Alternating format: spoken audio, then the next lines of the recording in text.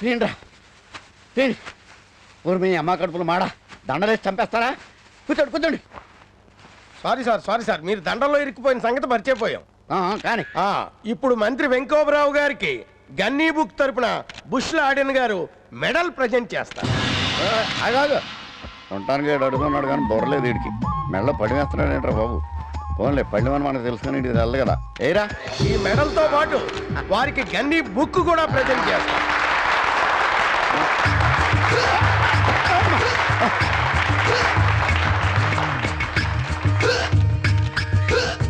నాకు చాలా సంతోషంగా ఉంది, అలాగే చాలా బాధగా కూడా ఉంది. సంతోషం ఏమిటంటే లాడెన్ బుష్ గారు బుష్ లాడెన్ గారు బుష్ లాడెన్ గారు ఎక్కడో అమెరికా నుంచి అంత దూరం నుంచి నా కోసం రావడం సంతోషం.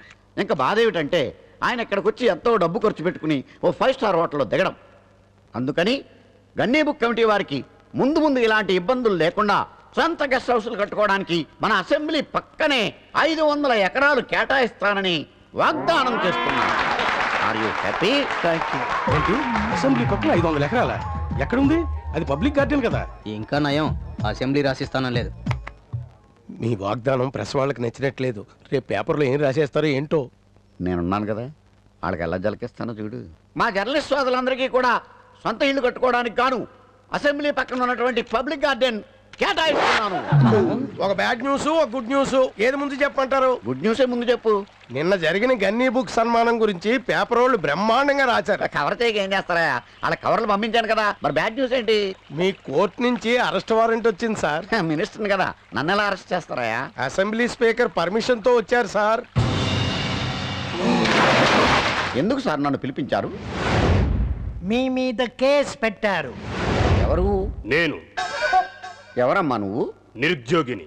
ఏంటి నీ ప్రాబ్లం? 1992వ సంవత్సరంలో, అది అక్టోబర్ నెల 2వ తేదీ, మహాత్మా గాంధీ విగ్రహం కింద పాలకొల్లు పట్టణంలో జరుగుతున్న బహిరంగ సభలో ఒక నాయకుడు, ఒక రాష్ట్ర మంత్రి, ఒక బాధ్యత గల మనిషి, ఒక బిగ్ జెంటిల్మెన్ మాట్లాడుతూ ప్రతి ఒక్కరూ చదువుకోవాలి, అలా చదువుకున్న ప్రతి ఒక్కరికి ఉద్యోగం ఇప్పిస్తాను అని మహాత్మా గాంధీ మీద ప్రమాణం చేస్తున్నాను అని దిస్ బిగ్ హానరబుల్ జెంటిల్మెన్ వాగ్దానం చేశాడు యువర్ ఆనర్.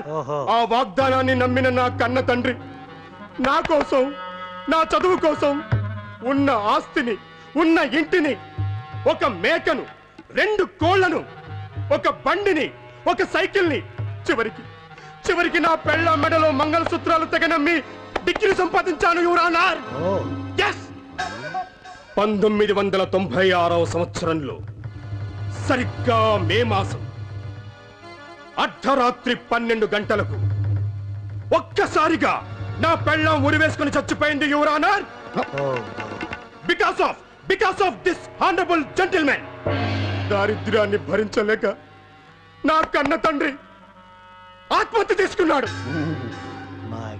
అది చూసి నా తల్లి చనిపోయింది. ఈ 3 హత్యలకు కారణం this honourable minister your honour. This honourable minister. కానీ నాకు ఇంతవరకు ఉద్యోగం రాలేదు your honour. So your honour, section 306, 307, 308 ఏ ప్రకారం 3 హత్యలు చేసిన ఈ మనిషికి ఒక్కొక్క హత్యకు 14 ఇయర్స్ చొప్పున 14 into 3 42 ఇయర్స్ 42 సంవత్సరాలు ఏకకాలంలో కఠిన కారాగార శిక్ష విధించాల్సిందిగా, లేదా 3 సార్లు ఉరి శిక్ష వేయాల్సిందిగా, లేదా ఈ క్షణమే వాగ్దానం ప్రకారం నాకు ఉద్యోగం ఇప్పించాల్సిందిగా మీకు మనవి చేసుకుంటున్నాను. That's all your honour. ఇది ఆగస్ట్ 29, 2007. ఈ నిరుద్యోగికి ఉద్యోగం ఇప్పిస్తానని చేసిన ప్రామిస్ని నిలబెట్టేదాకా ఈ మినిస్టర్ ఈ నిరుద్యోగికి నెలకు 25,000 శాలరీ చెల్లించాలి.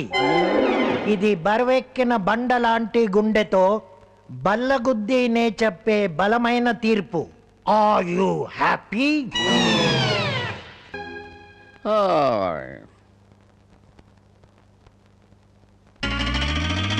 వీడేంటి కోర్టులో కదా ఉండాలి?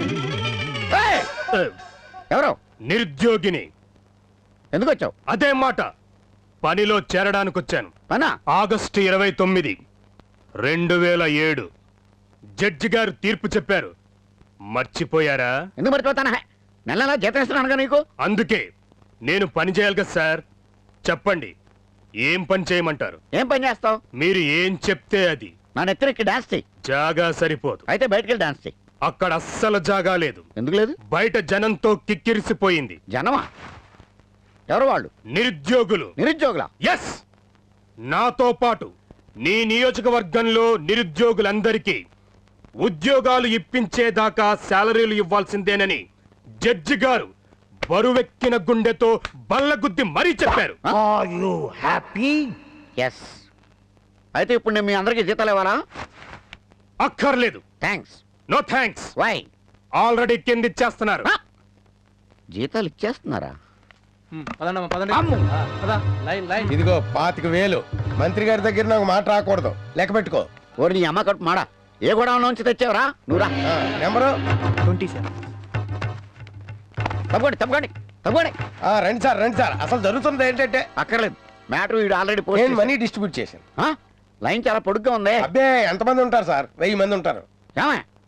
1000 ఇంటూ 25,000 2,50,00,000. రేయ్, ఇప్పుడే చెప్తున్నాను, ప్రతి నెల 1 తారీఖు ఇక్కడికి వచ్చి జీతాలు పట్టుకోండి. మంత్రి గారి చేత మా మాట రానివ్వకండి. నెలకు 2,50,00,000 సార్. ఆ? సంవత్సరానికి 30 కోట్లే. ముప్ప కూలిపోయాడు, ఇంక లెగడం. Are you happy? Good morning. సరే పొద్దున్నే కళ్ళు తెరవగానే దేవుడు ఉండడో దెయ్యం ఉండదో. నువ్వు ఉంటావు ఏంటి? పొద్దున్న వచ్చో చెప్పు.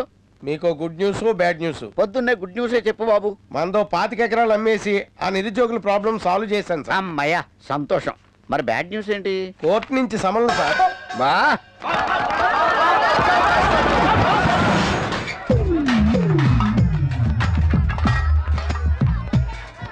అయ్యో, అయ్యా, ఎవరిల్లిది? ఇది మీదే సార్. ఎవరిళ్ళందరూ? అయ్యా, అడుక్కునేవాళ్ళు. ఎందుకు వచ్చారు ఇక్కడికి? అదే సార్, మన నియోజకవర్గంలో అడుక్కునే వాళ్ళందరికీ పక్కా ఇల్లు కట్టించేస్తామని తమరు వాగ్దానం చేశారటగా. చేశాను. మరి అప్పుడు జడ్జి గారు ఊరుకుంటారా? ఆ, వాళ్ళందరికీ పక్కా ఇల్లు కట్టించి ఇచ్చే వరకు తమ ఇంట్లోనే మకాన్ చేయమని తీర్పు ఇచ్చారు sir. Are you happy sir? Secretary, అయ్యా, నాకు దెబ్బ తగిలింది కుడి పక్కన ఎడం పక్కన. ఎడం పక్కే సార్. మరి నువ్వు కుడి పక్కన ఉన్నావి. మీకు ఇంకొక పక్కే కనిపిస్తుంది sir. Are you happy? Medical కాలేజీలో చేరడానికి వెళ్తున్న జెరీనాకు మన కాలనీ వాళ్ళందరి తరపున శుభాకాంక్షలు తెలుపుతూ మేడం గారు ఉంగరం ప్రజెంట్ చేస్తారు.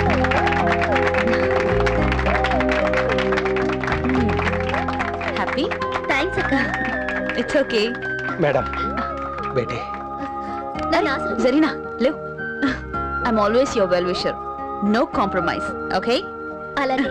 Wish you good luck. ఒక్క కానిస్టేబుల్ సర్కిల్లో కాపలా ఉంటే చుట్టుపక్కల కన్నుచూపు మేర ఇళ్లలో ఉన్న వాళ్ళందరూ గుండెల మీద చెయ్యి వేసుకుని ప్రశాంతంగా నిద్రపోగలరు. అంత గొప్ప ఉద్యోగం చేస్తున్నావు బేటా అని మా నాన్నగారు అంటుండేవారు. రాత్రింబవళ్ళు ప్రాణాలకి కూడా లెక్క చేయకుండా ప్రజలకి సేవ చేస్తున్న ఒక కానిస్టేబుల్ కూతురికి డాక్టర్ అయ్యే హోదా లేదు అని అవమానించిన కాలేజీ యాజమాన్యాన్ని చెప్పుతో కొట్టినట్టు మన మేడం మైసమ్మ గారు డొనేషన్ ఫీజు కట్టి మనలో ఒక ఆడబిడ్డకి డాక్టర్ అయ్యే హోదాని కల్పించినందుకు. భాషా, నో నో నో.